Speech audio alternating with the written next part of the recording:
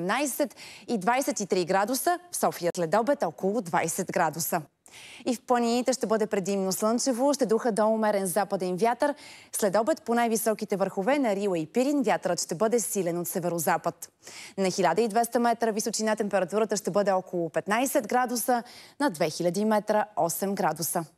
Ето и какво време ни очаква през новата седмица. В понеделник и вторник предимно слънчево с максимални стойности между 20 и 25 градуса. В средата на седмицата вятърът ще се ориентира от север, североизток и с него ще започне да прониква студен въздух. В сряда ще има повече облаци и на отделни места в източните и планинските райони ще превали слаб дъжд. През следващите дни ще бъде предимно слънчево, но температурите ще продължат да се понижават и през уикенда максималните ще бъдат между 12 и 17 градуса. Такава е прогнозата. Останете с програмата на BTV. От мен, хубава неделя!